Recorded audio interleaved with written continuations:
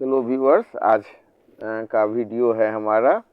ये चौथा पाठ है, चतुर्थ पाठ है। इसमें आगच्छ भोजनं कुर्जाम पर है। इसमें डायलॉग के रूप में है, संवाद के रूप में है, और इसको हम समझते हैं, प्रोनाउंसिएट करते हैं, फिर माने समझते हैं। अध्यापिका शोभनम मानव अधुना त्वं वद भोजनेन शक्ति कथं प्राप्यते। मानवः शरीरस्य कोशिकासु या काचित् अपि दुर्बलता भवति भोजनेन एव परिपूर्यते। शोभनम अध्यापिका शोभनम उक्तम कि येन केन अपि भोजनेन शरीरं शक्तिपूर्ण भवति। अनुजः नहीं आचार्या पौष्टिक भोजनेन। तो यहाँ आप देखेंगे कि इसमें शब्द जो प्रयोग हुआ है, अधुना माने अब, वदह माने बोलो, कथं माने कैसे, प्राप्यते मतलब प्राप्त होती है, कोशिकासु मतलब कोशिकाओं में, परिपूर्यते मतलब पूरी हो जाती है। तो पूरा इसका अर्थ हो गया कि अध्यापिका बहुत अच्छा मानव, अब तुम बताओ भोजन से शक्ति कैसे प्राप्त होती है। तो मानव कहता है कि शरीर की कोशिकाओं में जो भी कमजोरी होती है वह भोजन से पूरी हो जाती है। अध्यापिका फिर कहती है, सही कहा, क्या किसी भी तरह के भोजन से शरीर शक्तिपूर्ण हो जाता है। तो अनुज कहता है, नहीं आचार्य, केवल पौष्टिक भोजन से। फिर हम देखेंगे, अध्यापिका कहती है, शोभनम मानव अधुना त्वं वद भोजनेन शक्ति कथं प्राप्यते। तो इस तरह से तो फिर आगे वार्तालाप है। अध्यापिका कहती है, शोभनम कथयन्तु पौष्टिकं भोजनं किं भवति। तो मनुष्यनी कहती है, अहं कथयामि पौष्टिकम अर्थात संतुलितं भोजनम सुधीरः यस्मिन् भोजने सर्वाणि तत्वानि स्युः यथा प्रोटीन वसा खनिज पदार्थाः जलम रुक्षासाः विटामिन च इत्यति। तो यहाँ इस तरह से हम माने लगाते हैं कि बताओ पौष्टिक भोजन क्या होता है। तो मनुष्यनी कहती है कि मैं बताती हूँ, पौष्टिक अर्थात संतुलित भोजन, सुधीर जिस भोजन में सभी तत्व हों, जैसे प्रोटीन वसा खनिज पदार्थ जल रुक्षांश और विटामिन।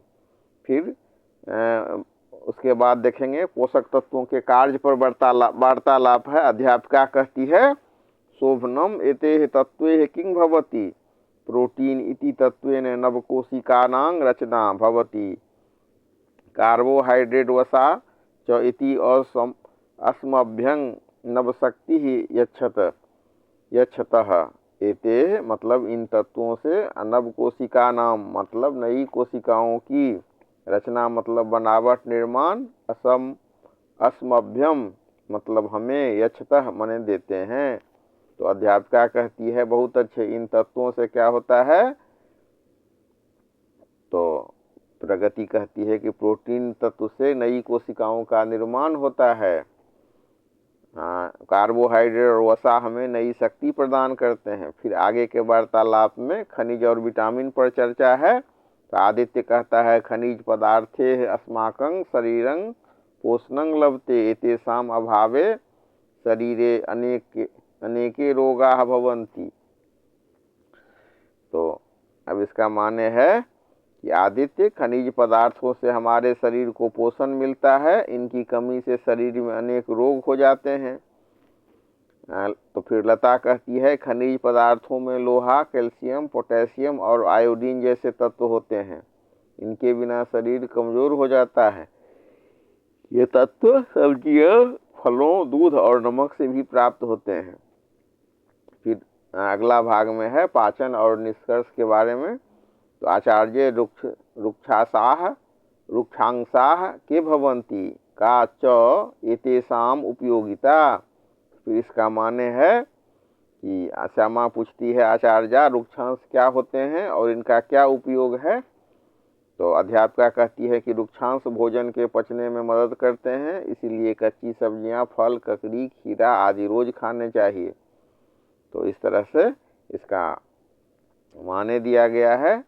और अंतिम में जो है अध्यापिका में और विवेक में संवाद होता है। तो विवेक कहता है कि आचार्य, हमें भोजन में हर रोज सही मात्रा में दूध, चावल, दाल, घी, मक्खन, रोटी, फल और सब्जियां खानी चाहिए, तभी हम स्वस्थ होंगे। तो अध्यापिका कहती है बहुत अच्छा, सही समझा, आओ भोजन करके घर चलते हैं। फिर सभी भोजन करके खुशी खुशी घर की ओर चलते हैं। इसमें जो शब्द आया है आप देख सकते हैं कि आचार्य अस्माभिः भोजने प्रतिदिनम उचित रूपेण दुग्धं तंडुला सूपः घृतं नवनीत रोटिका फलानि शाकानि च खादितव्यानि तदेव वयं स्वस्थाः भविष्याम। उसके बाद है कि आपको क्वेश्चन आंसर। तो इसमें जो है सबसे पहले ट्रू फॉल्स है, शुद्ध और अशुद्ध लिखना है।